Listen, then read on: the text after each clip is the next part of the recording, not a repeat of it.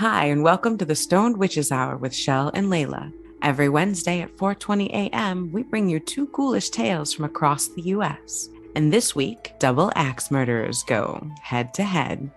Listen in as we smoke some kind bud and discuss all the gory details. It's 4:20 a.m. Axe Murderer Night on the Stoned Witches Hour with Chelle and Layla. Axe murderer time. Axe murder. It's murdering time. It's episode 5, the episode before my birthday. It's Layla's birthday axe murder episode. So February 1st, my birthday. Anyway, so happy episode 5. I'm Layla. And I'm Chelle. I've got an axe murderer for you. I've got an axe murderer story for you from west of the Mississippi, a little town, Villisca, Iowa. The Villisca Axe Murders. And I'm going to talk about a nice little axe murder from the East Coast, Massachusetts, Fall River. You guessed it, Lizzie Borden. Lizzie Borden took an axe, gave her mother 40 whacks. When she saw what she had done, she gave her father 41. Hey, before we get into our story, Chelle, what are you snacking on over there? Are those some pretzel crisps? Nope, no pretzel crisps today. Bacon. I'm doing tortilla chips today. Not bacon. Guacamole. Dripping fat. That would actually go really good with my tortilla chips and guacamole. I would go for some bacon on that. Probably blasphemy, but it sounds delicious. No, it's fabulous. Bacon and guacamole? You don't like guacamole. What are you talking about? No, I'm talking about bacon and tortilla chips. Oh, yeah. Bacon, pretty much bacon in anything. Yeah. You can even have bacon and chocolate, and that's good stuff. I've never had that. I don't, would that be good? Bacon and chocolate? Yes, it is very good. It's the whole salty yumminess of bacon, and then you add in just enough sweetness, not super sweet chocolate, but just enough sweetness and that bite of chocolate. They complement each other really well. I'd have to try it. Kind of like fried Oreos. I'm not sure how I feel right now about fried Oreos. I've never done it. Absolute heaven on earth. Are they really? Yes, they really are. I mean, fried Oreos, oh my goodness. Savor every bite if you get one. It's that fried dough, pillowy goodness, right, on the outside. Ooh. And then inside, enveloped in this fluffy, delicious fried dough sweetness, is a melted, gushy, ooey gooey Oreo cookie.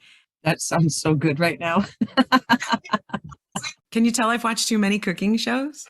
Can you tell I'm high and have the munchies? Have the munchies. Today is the Dueling Axe Murderers, right? It is the Dueling Axe Murderers. I'm so excited. This episode comes out the Wednesday before my birthday. How cool is that? That is cool. I mean, I'm kind of excited about it. It's fucking awesome. Doing anything? Do you have any big birthday plans? I hope so. Not yet. Because you're in California, you could go camping, and that's so not fair. Who the hell gets to go camping in February on the East Coast? Last year, I really wanted to do a balloon ride. It didn't work out, though. But, like a hot air balloon? I actually have been on a hot air balloon before, and it is super awesome, and I really think everybody should do it once. It was a long time ago. I was pregnant for my son when I went, actually, so that is 24 years ago at this point. Yikes. Yeah. So 24 years ago, I get swindled into going into this hot air balloon ride. My father was offered 2 free rides, basically. Made me holy go. Shit, I remember when you did that. Yeah, I was afraid of heights, and he said he didn't care if I was afraid of heights. I had to get up and go because nobody gets that opportunity. So I was kind of... It was the Otsanango Festival, right? It was the Speedy Fest. Yeah, and as scared as I was and as much as I didn't want to do it, I'm super glad I did, and it was super awesome. And if anybody gets the opportunity, go on a hot air balloon, man, it's cool. And you don't realize how many people have pools until you're in a hot air balloon. I'm not kidding, especially in upstate New York. You're just like, wow, all these people have pools. It's not even warm enough in the summer to have a pool. It was amazing. Yeah, I really want to do something like that. We could go on a whale watch tour. There's all sorts of things that I could do that would be a lot of fun. So I'm looking forward to something. Interestingly enough, though, I was born on a Tuesday. Ooh. And February 1st is on a Tuesday. Thought that was kind of cool. Taco Tuesday. Taco Tuesday. I love tacos. So here, I'm going to tell you what being born on Tuesday means. Ooh, okay. I looked it up. You know, like Monday's child is fair of face. Have you ever heard that poem? Yes. Tuesday's child is full of grace, which I get. I don't know what that means. Like, am I supposed to be graceful? Because I am not. Is it the grace of God? Because I don't know about that either. I don't know. But this says the ruling planet is Mars, which symbolizes a fighting spirit, a desire for an independence, and an obsession with winning. That is me. I am an asshole when it comes to being competitive. I was born on a Saturday. What does that mean? Okay. This child is born with a task to resolve, modest, slow, and studious, tuned to other worlds and lifetimes. Saturday's child will be wise, professional, practical, strict, and suspicious, with a tendency to put their head through a wall when they want something badly. Wow. If that isn't like, I don't know, geez. There's a little more. This is also you. This is also you. Saturday-born people are typical individualists and prefer to be alone, but have great organizational skills. Ooh, I am so organized. Yes, you are. You are. That's one of the reasons why you and I have always been a really good team, because where my Aquarius ass self is not organized, you are. Wow. I found out I might not be an Aquarius. Wait, what? Have you ever heard of sidereal astrology? No. What we know, and I am not an astrologist, so take this all with a little grain of cannabis. What we're familiar with is called the tropical system. Like, for example, what's your sun sign? What's your sunshine shell? My sunshine. Sunshine. What's your sun sign shell? I am a Gemini. You're a Gemini. I am an Aquarius. However, I might actually be a Capricorn. What I've been discovering, I follow some amazing people on Twitter that are awesome sidereal astrologists. The tropical system follows where the signs were, where the planets and everything were 2,000 years ago. Right. However, because of the wobble of the planet, they move about 1 degree every 72 years or something like that. Again, not a professional. Oh. So you were actually not born under the sign of Gemini because of where things are changed. Have you met me? I know. I said the same thing because I'm like, I am so an Aquarius. That fits me so well. And Chelle, your birthday is like May 30th or 31st, right? May 31st. All right. May 31st, you're a Taurus. You were actually born under the sign of Taurus because sidereal astrology follows where the signs are right now. If you actually looked up where you were born, not through astrology, but actually astronomy, if you looked up astronomy and saw what sign you were born under, you'd be a Taurus. Tauruses are not like me. I didn't think Capricorns were like me either, but then I started reading my chart and it's oddly really accurate. In Aquarius, there's some stuff that didn't quite fit. And in Capricorn, there's some stuff that doesn't quite fit. But when I look at my whole chart on either one, I'm starting to find that the sidereal one actually fits better. It's really bugging me because I'm an Aquarius. I so identify as an Aquarius. So it's giving me a little bit of a personal crisis here, an identity crisis. I don't know. Taurus, like, I don't know. Maybe I'm a closet Taurus. Maybe we'll have to look into it. But it was interesting, right? We'll have to do an episode on doing our charts. Ooh, okay. Maybe we can get someone who does tropical and someone who does sidereal. That would be interesting. Oh my gosh, that would be a lot of fun. I would love that. Like, right now, like, I hear you, but I'm not 100% sold on your thought process. I felt the exact same way when I started. I thought there's no way I'm a Capricorn, and I still feel very attached to Aquarius, but I'm willing to grow and learn. I'm open-minded. And honestly, it was really interesting to read. It was, as much as I guess maybe that is kind of a goat quality. As much as I'm being stubborn about it, I think it's probably where I'm going to end up. Maybe I am a Capricorn. Oh no, Taurus. Now, just one more time. What was that way called? Sidereal. It's spelled like side real. Sidereal. Okay. I'm gonna have to put a little bit into this. Yeah, it's really interesting. I'm very, very intrigued. And I was so taken aback. Like I can't even process this right now that you don't have to switch over. Nobody's saying that doesn't have to be, if it doesn't resonate, it doesn't have to work for you, and that's okay. But I love that you're going to kind of look into it, that you're intrigued enough that you're going to check it out. yeah. And for the love of God, tell me what Taurus qualities I have. Oh, I could tell ya. Have you ever done, sometimes I'm not going to do it this year because it's a little much, but every once in a while I goof around with my family and I'll call it like my birthday month. Be like, yay, it's my birthday month. You have to be nice to me. And I don't really do anything special, but like I like to claim it's a small month. It's very short. I like to claim the whole thing. One of my children is like that. I know which one. Yeah, yeah, yeah. It's supposed to be like a national holiday for like 30 days. I don't know. Yeah. Yeah, that's me, but I'm the light version of that. I just say it. I don't actually do anything. I do treat myself a little bit, more likely to buy the better. Oh no, she means it. No. She means it. She means it. She's hardcore about it. It's great. She's wonderful. Love her. As we discovered when we were going over topics a couple weeks ago, we are both doing axe murderers. Which is funny because we did not plan that at all. Not at all. That really shocked me. I was quite interested to see that. I mean, I think my story is just one of those age-old, everybody's heard it, but no one really knows what really happened even to this day. Lizzie Borden took her axe and she gave her mother 40 whacks, which actually it wasn't a whack. I think it was more like a hack. Interesting.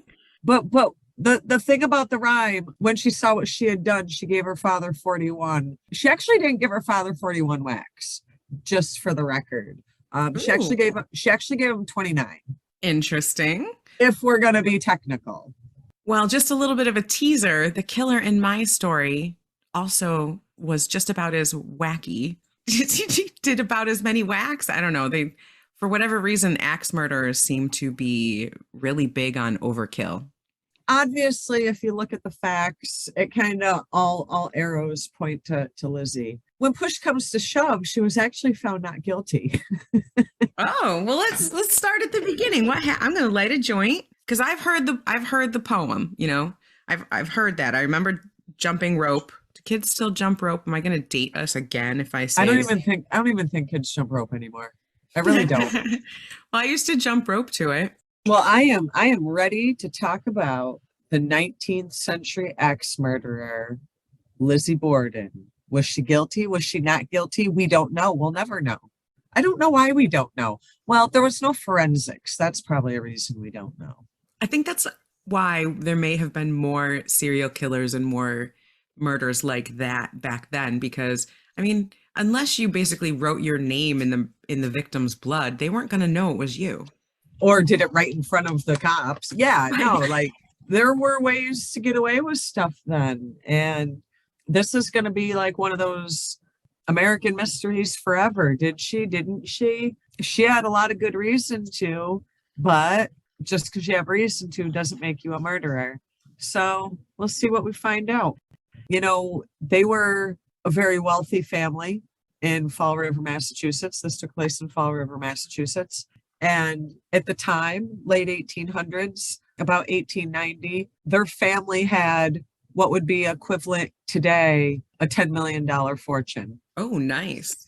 So they were considered like a prominent family in Fall River. $10 million isn't nothing to blink at, especially when you're talking about 1890. But the father was kind of abusive. Lizzie's mother died when she was young.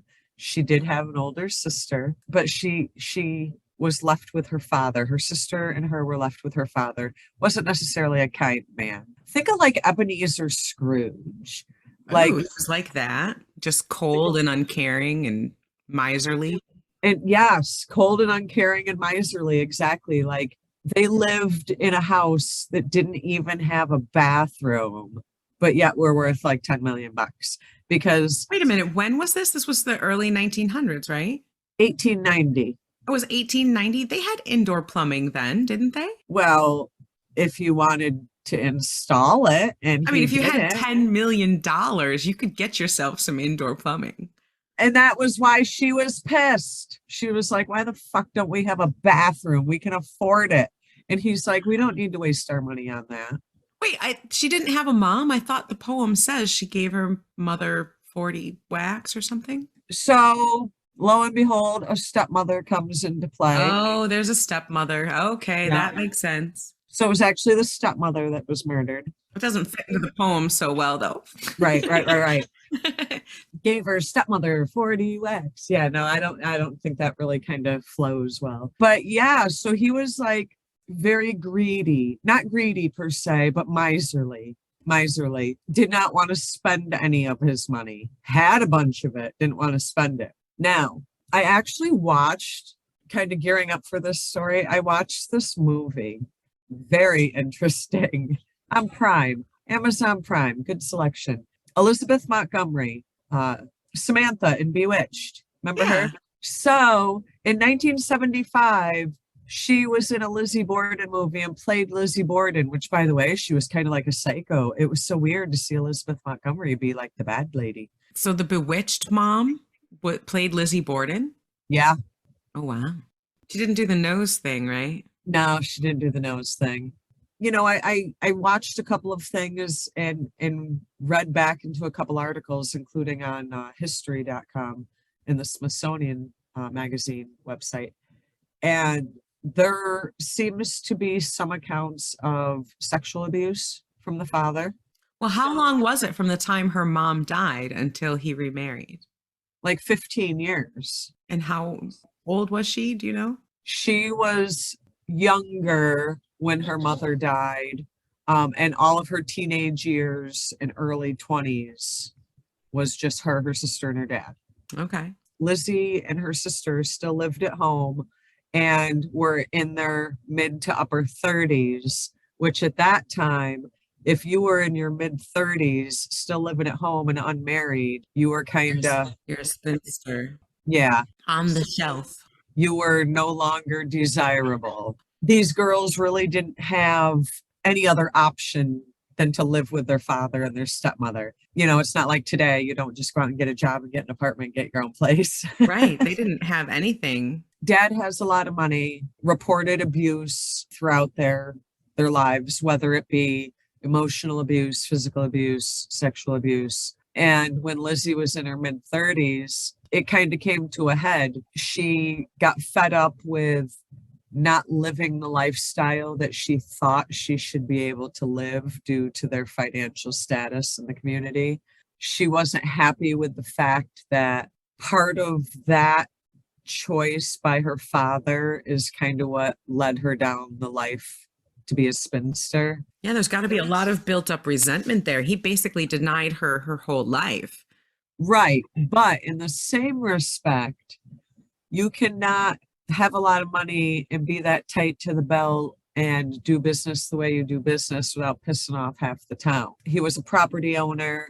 So, you know, people didn't pay their rent, they got evicted. You know, you didn't pay your bills, they came after you. Right. So, you know, he did have a lot of enemies being a rich upper class person. He was kind of gruff with everybody, not just his children and his family. So he wasn't the most well-liked guy in town either. Just because you're rich doesn't mean people like you. Right. You can't buy friendship. Right. So Lizzie wasn't necessarily the only person with a motive. But, you know, some things that really didn't fit well are she was the only one home at the time of the murders. Now, at the time, that was kind of a bustling town for the 1890s. And there were neighbors. There were like, this was a town. And this happened in broad daylight. And she was home. Like, nobody heard anything. Nobody saw anything. Nobody saw anybody break into the house. Nobody saw anybody run away. But nobody heard screaming. Lizzie claimed to not hear screaming. She claimed to be outside in the yard or something.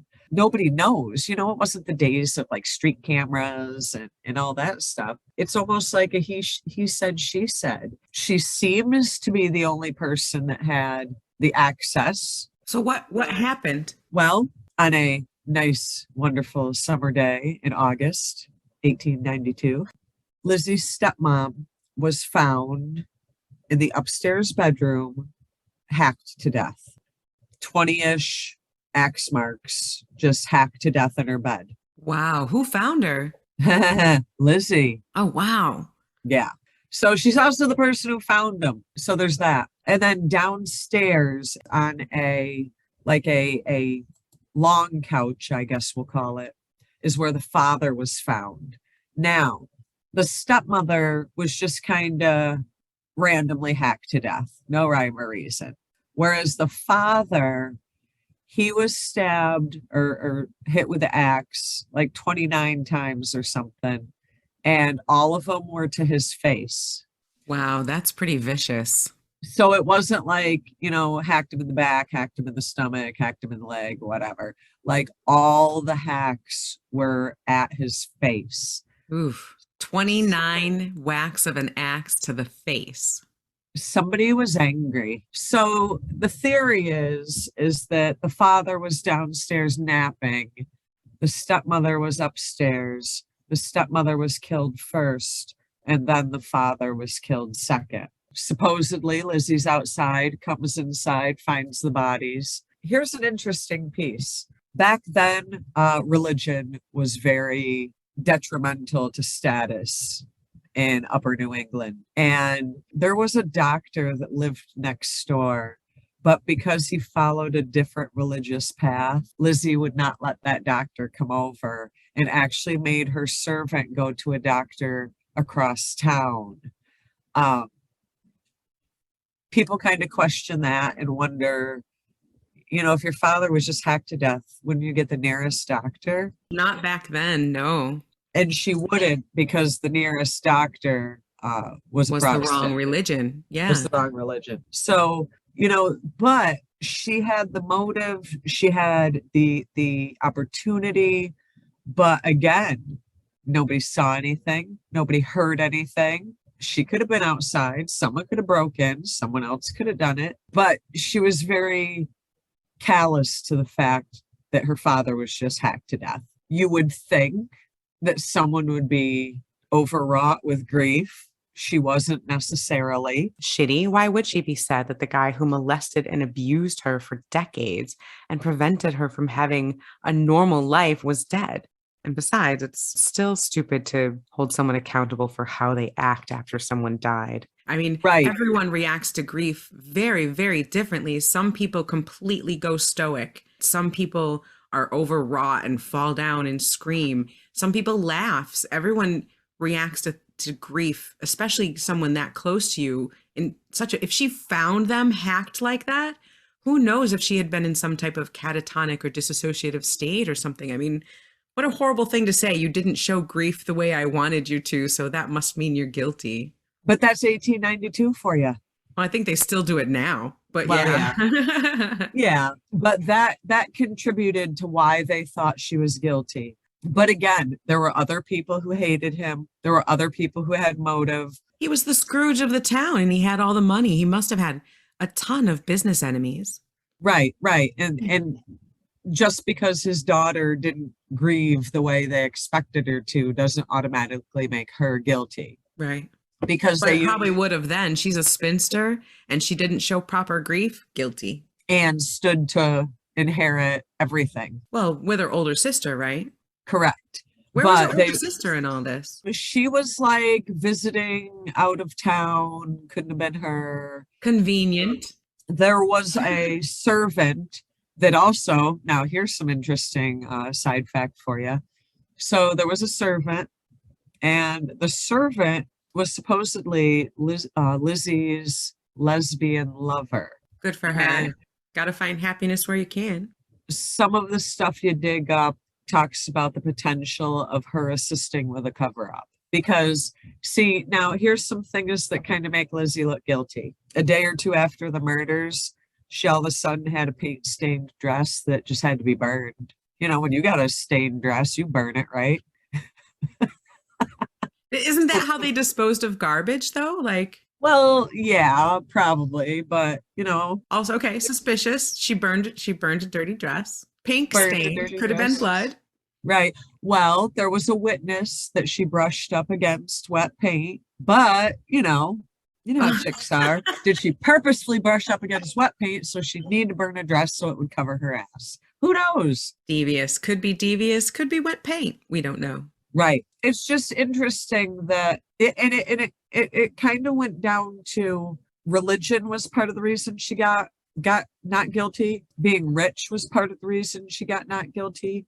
A lot of controversy in the politics of Fall River at the time was part of the reason she was made not guilty. I don't think she was guilty. I think she was innocent.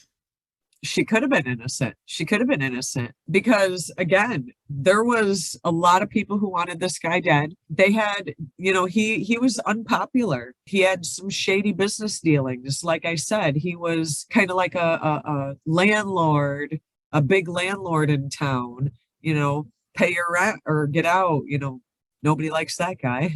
Right. But what people didn't realize is in the trial of Lizzie, a lot of his tight-fistedness came out. People thought that he was just that way in business and then realized that he actually treated his family the same way. It was really sad, actually. If she did do it, you might almost see why. But, again, in that time, the lack of any sort of forensic whatever. Right. Maybe if she did do it, she thought that was her only way out. He had kept her trapped for so long. Maybe she thought that there was no other escape. Right, right. So they just had not enough to go on, not enough to go on. So Lizzie got away with it essentially, if it was her. Nope. I say she's innocent. I'm on the Lizzie Borden is innocent crew. She didn't give a shit what people said. They talked about her, whispered behind her back. She stayed in that town. She lived until she was 69. She stayed there and she just, So they tried her and found her not guilty. Just the one? yeah, yeah. They even tried to get her for shoplifting in like 1905. Did she lose all the money? No, no. Wow. She Did lived she out her check life. up with her lover? No, and she became Aw. and here's the weird thing. She did become estranged from her sister, but they ended up dying within days of each other in Oh, wow. 1927. And then were both buried next to their murdered parents in Oak Grove Cemetery in Fall River. Dun, dun, dun. As you can imagine, Lizzie and her sister, whose name is Emma, are said to be there. The parents are said to be there. So it is believed that the whole family is still in the house. You can hear the stepmother screaming upstairs sometimes. You can Ooh. you can stay in the room that she was murdered in. No. Yeah. These people died in a tragic way and had a tragic life. Lizzie and her sister had a tragic life. The dad and the stepmom died in a tragic way. The spirits that are trapped in this house or refuse to leave this house, they're sad, they're angry, they're confused. Now, have people had experiences in the house? Does anyone describe any seances or? People do. There has been ghost adventures, ghost hunters have all been there. All of your traditional popular ghost hunting TV shows, I guess you'll call them, have all done investigations there. They do hear the spirits, they do see apparitions. It seems like if you're willing to pay the $225 a night it is or so to stay there, that not only are you going to get an interesting place to stay, but you will definitely hear or see something in that house. Oh, yay. Well, let's add it to our East United States itinerary. I do want to point out that I don't, this part I don't always buy into. I will mention it because it was mentioned in several things I came across. They say there's a lot of activity between 2 and 4 a.m., the witching hour. The witching hour. But I definitely believe that if a house is haunted as much as the Lizzie Borden house would appear to be haunted, that you would have those experiences at any time of night. but they do say that there's extreme activity in the middle of the night. Well, that would make sense. I mean, the witching hour is the witching hour for a reason. I mean, the veil is thinner at that time, and energies might be stronger at that point. So if that is a thing, that might be why. Right, right. And plus, we'll be smoking at 4:20 a.m. So we'll definitely be seeing something. Maybe in Lizzie Borden's bedroom. Ooh, or in her lovers. I mean, Can we bring a Ouija board to this one, or is that a no-no? I would. Where would you most like to use a Ouija board in the Lizzie Borden house? I think you're onto some. I'd probably do it in Bridget's room, the lover, the Right? servant. Let's get some. She had to have seen a lot more than anyone gives any credit to. I mean, the servants see everything. She knew what was going on. And if she was Lizzie's lover, then she had the inside scoop. She was also an Irish immigrant, and Irish immigrants at that time were looked down on. So she was very much a servant, being an Irish immigrant. So she probably saw a lot of stuff that she was just too afraid to report, talk about, testify against. Well, she's female and an Irish immigrant, so therefore unimportant. Lizzie was an unmarried, overaged female, so she also unimportant. And they were lesbians, so therefore very unimportant and probably evil. But if the dad was out of the way, Lizzie'd have the money. That's true. Which is actually what happened. Good for her. So as you can imagine, the family is still home. They haven't left. It's been 100 or so years, and the Bordens are still home every night in Fall River, Massachusetts. Wow. And I say, let's go have a sleepover with them. Let's do it. What stories those walls have to tell? And I think that's the interesting part. I believe that houses, buildings, what have you, can kind of absorb that residual energy. Oh, yeah. We've talked about that before. Places, for whatever reason, like the Stanley Hotel with all the courts underneath it, kind of helping to hold that energy there. And I think that this would be one of those places where, you say, oh, if the walls could talk. I think at this place, I think the walls would talk. Sayings like that become sayings for a reason.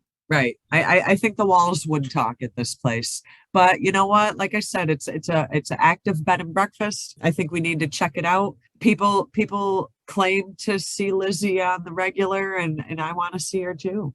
I want to ask her too, because I know she didn't do it. I'm totally team innocent. What if the servant did it and Lizzie covered? I think I might be on team innocent because of my story of a similar axe murder. Ooh. Do tell. I think it's really interesting that your murder is so well known that there's a children's rhyme about it that's pretty popular, whereas the murders that I'm covering are very similar, and it's, completely unsolved, very mysterious, but I'd never heard of it before. Can we just take a moment and talk about the fact that a children's rhyme about an axe murderer? What is wrong with people? Kids' rhymes are terrible. Well, Ring Around the Rosie is about the plague. Is it really? I didn't know that. Oh, yeah.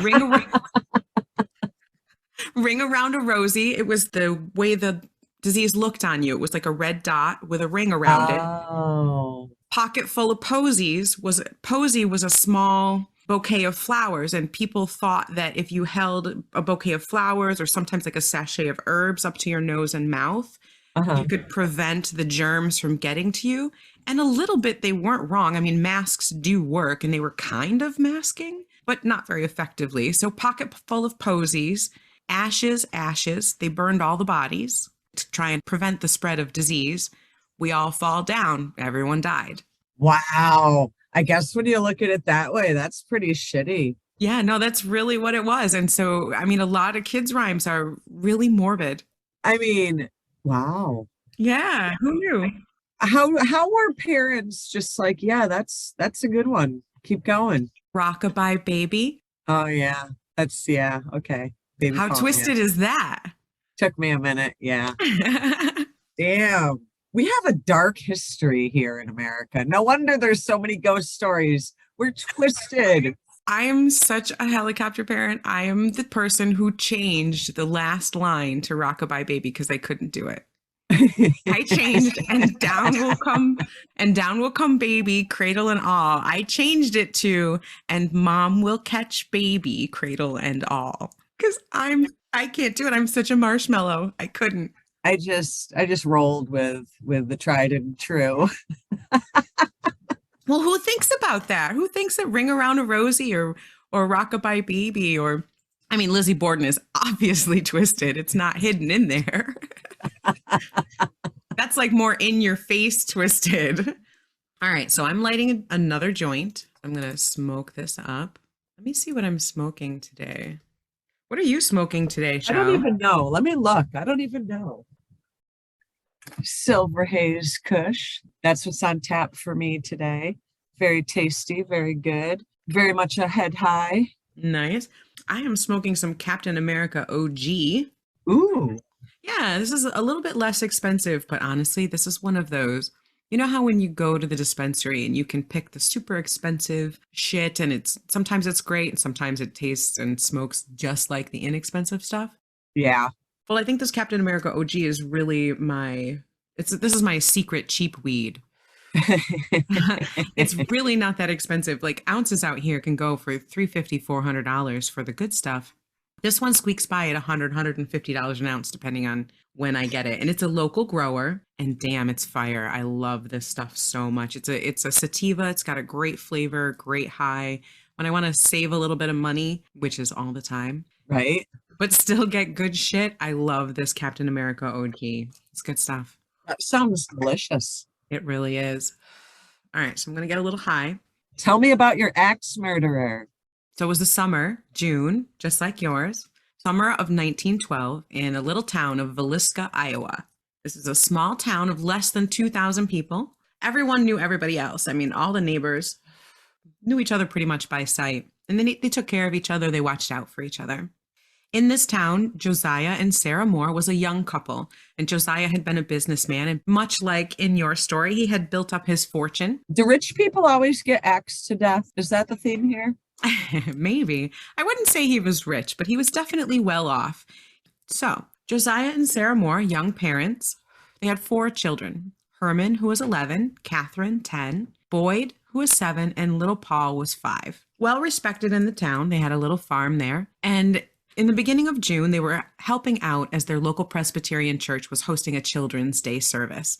Sarah Moore was one of the co-coordinators of this event. Her children and the children of the town performed little speeches and little plays and recitations, and it was just a great all-day event. There was food and everyone having a good time, just kind of hanging out, celebrating Children's Day. So at the end of the day, 2 children, Ina Mae Stillinger, 8 years old, and Lena Gertrude Stillinger, 12, who were friends of the Moore's daughter, Catherine. They asked if they could spend the night at the Moore's house, and their parents gave them permission. And the Stillinger girls and the Moore family walked the 3 blocks from the center of town to their little house, and no one ever saw them alive again. The kids even too? The kids too. So it was about 9:30 p.m. when the family got home, and since it was so late and they'd had such a big day, they had a fun little dinner of milk and cookies. The 2 guests, Ina and Lena, went to sleep in the guest bedroom on the first floor. Now, this is a really small house, so it was just like a main room in the kitchen and then a small guest bedroom. And the 2 little girls went to sleep there, and then the family went upstairs to the 2 bedrooms. The 4 more children went to sleep in their room, and Josiah and Sarah went to sleep in their bedroom. While the family had been enjoying the church's Children's Day events, someone else was slipping through the unlocked front door of the family's house and then going up the stairs unnoticed to the attic where they lay in wait all day. Oh, so they were targeted then. They think so. They found 2 cigarettes, so they know that the killer hid there, smoking 2 cigarettes as the family had their late night milk and cookies. And then he waited while they all went to sleep. Were they robbed? No. They didn't take anything? So what they determined happened was sometime after midnight, the killer took an oil lamp from one of the dressers and took that glass cover, the chimney off of it and set it underneath a chair so it wouldn't be in the way. Then he turned the wick down really far and bent it over so it was very, very small. So he had this oil lamp with just a teeny tiny light as he moved through the house. Oh, So it's casting this faintest glimmer as he's walking through the sleeping house. And he goes first to the master bedroom where Josiah and Sarah are sleeping. And he has this axe that he must have taken from the shed outside, Josiah's axe.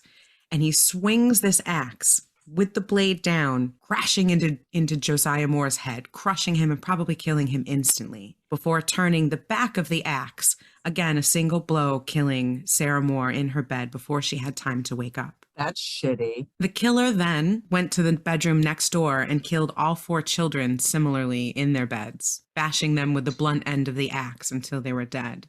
That's horrible. He went downstairs to the guest bedroom where little Lena and Ina are sleeping, and he killed Ina instantly in her sleep. And they think possibly Lena was the only one who may have woken up because she was found crosswise on the bed. Everyone else was found curled up asleep and probably died instantly. But Lena was found kind of across the bed outside of the covers with her arm up over her head.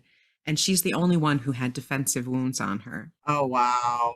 Now, the coroner said that there was no sexual assault of anyone, including Lena, even though she was found without underpants and her nightgown had been pushed up to her chest. And she did have defensive wounds and blood on her knees, but the coroner said no sexual assault had taken place, even though other outlets said it had. So that's one of those things that maybe did, maybe didn't. Yeah. So she was probably the only one who was awake. Oh, wow. After he killed everyone, the axeman went back upstairs and, taking his axe, reduced the heads of Joe and Sarah to pulp. He swung the axe so many times and with such force that there are blade marks in the ceiling. Like, why was he so angry? He struck Joe alone an estimated 30 times in the head and left all 6 members of the family unrecognizable. That is somebody who is really, really mad. That is not a random, I'm just going to swing by these people's house and kill them kind of thing. Like, what did he do to piss this guy off? Joe was the only one on which he used the bladed side of the axe. Everyone else, it was only the blunt side. And interestingly, some of the axe marks in the ceiling weren't anywhere near where the bodies were found. They think maybe he, in a fit of rage or excitement, maybe had been swinging the axe just wildly in random places.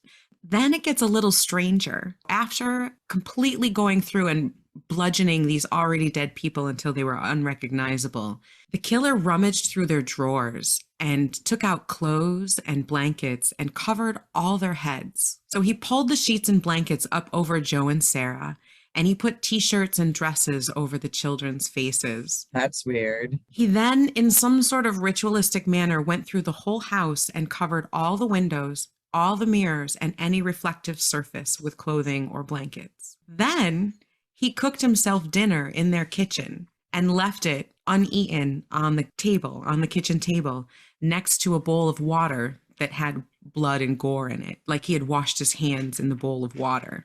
Also, in the guest bedroom, he left the murder weapon, the bloody axe, leaning up against the wall, next to a 2-pound slab of uncooked bacon that he had taken from the icebox, wrapped it in a towel, and then just left it there next to the murder weapon. Was this guy mental? Well, nobody knows who did it. He then took the keys of the house, locked the doors, and left before dawn.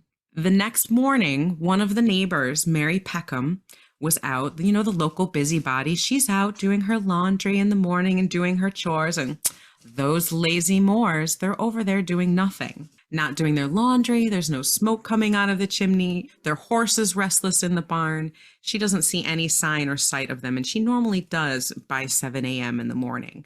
So she's a little suspicious and goes over to the house and discovers that the windows are covered and the front door's locked. Again, very unusual for the town. Nobody ever locked their doors here. Still a nosy neighbor. Right? Absolutely nosy neighbor. Goes to peek in the windows and can't. So she's like, well, can't have this. So she calls Rossmore, Josiah's brother. He comes over about a half an hour later and he has a spare key. He opens the front door and lets himself in. And because the house is so small, he's able to see the guest bedroom. Promptly shuts the door, turns around, and throws up, completely white as a sheet. So he doesn't go any further, and he calls Villisca's Marshal Hank Horton. So Hank comes along and he brings a couple doctors and Wesley Ewing, the minister of the Presbyterian congregation. Same thing in this town, like the Methodists and the Presbyterians were not happy with each other. Right. So they bring the minister, some doctors, the county coroner comes, and another Dr. F.S. Williams, who's actually the first person to examine the bodies and give an estimated time of death. So Dr. Williams goes in and examines the scene. And when he comes out, there's more and more townspeople are coming because they've heard of this horrible scene. He comes out looking visibly shaken. And he says, and this is quoted in a lot of newspapers, "Don't go in there, boys. You'll regret it until the last day of your life." Oh, wow. That didn't stop anyone at this crime scene where 8 people, 6 children were brutally, brutally murdered. It becomes almost like a macabre carnival. Over 100 townspeople trooped through, up and down the stairs, through all the bedrooms. Townspeople picked up the murder weapon, the axe, and took turns swinging it. Oh my God. Like a baseball bat. Oh my God. Imagine doing that at a crime scene today. Absolutely not. Some of these sick bastards even took pieces of Josiah Moore's skull as keepsakes. Oh my God. After over 100 random people trooped through, you can imagine there's no physical evidence to be found. There's not going to be any fingerprints, any hairs or fibers or anything that they might have picked up in 1912 is now irrevocably lost or damaged or corrupted. Wow. And ironically enough, that was the same year as the Titanic. Bad year. That apparently you've said that before. That apparently was a very bad year. It is very interesting though about how, back in 1912, everybody in town could just traipse through a crime scene. Whereas today, holy mackerel, you can't even fathom that thought. I think that's why a lot of these things went unsolved, is because they didn't keep things pure or pristine. Maybe there would have been some sort of evidence that they could find. I mean, this guy left a lot of things, including not only did he wrap that bacon in a blanket and leave it next to the murder weapon. Oh my gosh, my foster cat is playing with everything. Dude, they did find a part of a keychain there that was discovered not to be the Stillinger or the Moore families. So that could have been, was it from the killer? Was it from one of the people that were trooping through the house? They don't know. Well, they didn't have the same technology though. So even if they did have that stuff, they wouldn't have had any way to do anything with it. Well, they could still I think they could do fingerprints at that time. We'll have to find that out. They could. I don't know. But if any belongings had been dropped, if any items had been dropped, I mean, I know they were collecting evidence and things at that time. So they should have been able to find something like that. There were a couple suspects. There are actually quite a few suspects, and none of them really ever seemed to pan out. Lack of evidence? A lack of evidence. But to someone to kill children, you would think that, I mean, one of the suspects was a business rival, the man that Josiah Moore had worked for and then set up a competing business, stealing half of his clients to take with him to start this competing business. They hated each other. In this small town, they would go across the street to avoid walking next to each other, which was that's huge shade back in the day. Yeah, but kill each other, man. Don't kill the kids. Right. Even if he hired someone to kill him, would he have really hired someone to kill all those kids too? It doesn't really add up. They think he possibly hired a man named William Mansfield to murder Josiah because of the humiliation of stealing his business. Oh. Mansfield was plausible as a suspect because in 1914, this happened in 1912. Anyway, in 1914, Mansfield was the chief suspect in killing his wife, her parents, and his own child in Illinois. But one thing you got to remember, whether it's in the early 1900s or the mid or the late 1900s or the early 2000s, you got a guy that is willing to be a murder for hire guy. Dude ain't unstable to begin with. The guy is crazy enough that if you give him money, he'll just go kill random people. So maybe he had no qualms killing the 4 kids. It's possible, and it does certainly sound like he had the temperament for it. However, he had a rock-solid alibi for the night of the murders. Oh. That didn't stop people from thinking that it was still possible. Everybody loves the whole revenge story. Well, that's why I was wondering if it had to do with money, because, a lot of people back then would kill anybody for money. realistically. Possible. It's very possible, but it just doesn't seem, again, very plausible. Another person who was actually tried, who actually confessed to doing it and then later recanted, was a preacher named Lynn George Jacqueline Kelly. He was a known sexual deviant with known mental health issues. And the first time he was ever in Villisca was the morning of the children's, oh shit, what was that called? Pageant. Was the morning of the Children's Day event, the night of which the Moore family was killed. So he shows up for that day and attends Sarah Moore's preschool. And essentially as a pedophile. Services. And essentially, yeah, he's a known mentally ill sexual deviant. And you said there was question on whether they were sexually assaulted, correct? It was, the coroner said it did not happen. Newspaper outlets said it did. The only evidence that they quoted was the blood on her legs and that her night dress was pushed up. Did the coroner say she wasn't sexually assaulted to spare the family some pain? And she actually was? Or maybe she wasn't and she was just happened to try to move to get away from the killer, and that's just how it happened. Right. He was found not guilty. And there was a lot of stuff about him. Like the coroner determined that the killer was probably left-handed due to the nature of the marks in the ceiling and the wounds on the people. And this preacher was left-handed. However, the preacher was only 5'2", my height. We're short people. Even a long axe, there was no way he was going to be able to hit the ceiling with that axe unless he was standing on something. Oh, okay. So it didn't fit with his physical profile. Correct. Also during that time, there were other axe murders that happened. You just told us about one. And they had a lot of similar qualities. People being asleep in bed and hit excessively in the head multiple times. Some other murders in other states around that time, the axe murderer killed them in their sleep in their beds, covered their heads with blankets and covered windows with blankets. That also seems to be a common theme. And one of the things that they found for this murder was in the barn outside of the Moore's house. There was a depression in the hay bales against the wall facing the house, and one of the knot holes had been pushed out. So it looks like possibly someone had made themselves a cozy little spot there to spy on the house, either in the days leading up to the murder or the day of the murder. So the predator, the sexual predator, actually kind of fits the bill a little more, it seems. Well, he fits the bill, but he was at the Children's Day events, so he couldn't have been holed up in their barn or up in the attic waiting for them. And also he was too short to have made the marks in the ceiling.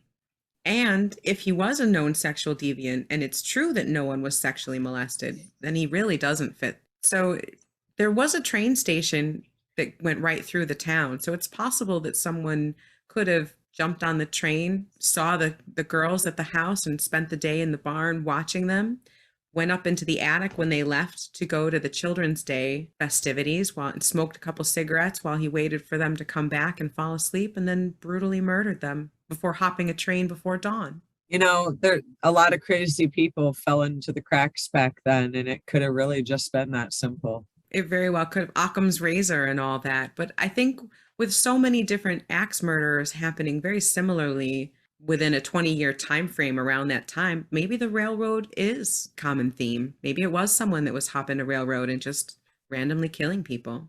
Right, because the railroad did go through Fall River. Again, I mean, Lizzie... No way. The railroad went through the Fall River town where the Lizzie Borden? Yeah. No shit. It's a coastal town, you know, they'd take stuff off the boats and then rail it to wherever. Well, now I am even more firmly in the camp of Lizzie Borden didn't do it. And I think a railway transient serial killer did both of these. Maybe not the same one. I mean, there is like 22 years between them, but something similar. But you're right, though. You know, there was easier ways to get away with stuff back then. What better environment to literally get away with murder? Good point. And on that note, thank you all so much for listening. All of our tens of users, we love you so much. We love you and appreciate you all so much. I'm having so much fun with this podcast. I mean, who doesn't love an excuse to smoke good weed? Right? Not that I need an excuse, but please like, subscribe, and review our podcast on whatever forum you listen. We appreciate you. We are so thankful for all of you guys. Thanks for hanging out with us. And Thanks for hanging out with us while we get high and talk about apparently crazy axe murderers. how fun was that? Right? So which one is spookier? Who did it? Did Lizzie Borden do it? Was it an axe murderer? Were the Villisca murders carried out by the creepy preacher? Or was it a train transient? Was it the train transient murderer? The Axeman of the trains. You decide. Let us know. You know, I'm starting to agree. I'll give credit where credit's due. I'm starting to get a little intrigued by some of these hauntings and paranormal stories from the West Coast. I didn't think there was as many as there are. So I'm excited to see what other things you're going to dig up and talk about with us. I love that because I mean we grew up amongst the East Coast stories. You know, they're ingrained. It's soaked into our skin, and so that's why it's so good to get out of your comfort zone. You know, I came out here to the West Coast, experience all new things. Well, I always love tacos, but experience all new things and all these new stories. And I know you love new stuff, so it's very exciting to kind of bring stories that maybe not new to everyone, but are new to us. It's kind of fun. Now, what were you thinking of potentially talking about on our next episode? Well, you, being the organized one, told me that you had your research list numbered, and I don't. I have a research list, but it's just all sorts of topics I'm interested in or have been recommended to me, just kind of all in a document. So if I just go by what's on top, Alcatraz is next. Ooh, Alcatraz. Alcatraz Island. That is some place that's always been intriguing because some of the worst have been there. I understand the whole shark infestation, but I just never have understood why people just can't swim to safety. But yeah, so Alcatraz Island is going to be my topic for our next podcast. Interesting. I'd almost forgot one. You know, I'm organized, got my list, try to keep things in order. I actually skipped over one, which is so unlike me. I wanted to talk about the Amityville Horror House. Again, another creepy horror movie from our childhood. A book was written about the Amityville Horror House. This is a actual house in Amityville, New York. And I think that kind of like what we talked with The Exorcist, this is one of those things that there is a truth behind the book. There is a truth behind the movie. And it's a little unsettling. It's a little unsettling. This is one of those places where you cannot spend the night, and I'd give anything to spend the night. I drove by there once. Did you really? Yeah. Did you get that feeling when you drove by? Okay, here's the thing. I'm not 100% sure if the feeling was like a psychic vibe or I've heard all about you and your creepy vibe. I honestly am not sure which one it was. I'd have to go again to see. And we just drove by. It's not like I stopped or anything. You might have been tainted by what you already knew. Right. I cannot 100% say that the area has a creepy vibe. The house looks creepy. I mean, those windows are creepy. I see a house down the street from me with those windows and I'm creeped out. Right? Exactly. So I don't know if it's just that the known history of the house made me feel that creepy vibe, or if I felt it from the place and I literally wasn't long enough there to analyze it. Gotcha. Well, we're gonna chat a little bit about it, see what we find about some things that have happened since the book was written, since the movie was filmed. Oh, I'm excited. It's definitely some paranormal stuff going on. You know, a lot of people don't necessarily believe in paranormal stuff. This is one of those stories that kind of makes non-believers believers.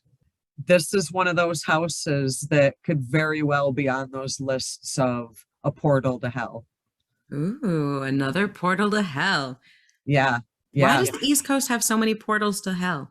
I was led to believe by Buffy the Vampire Slayer that the portal to hell was in Sunnyvale, California. They're like elevators in a hotel. There's elevators everywhere, and the East Coast just has a lot of elevators, I guess. I guess so. A lot of portals.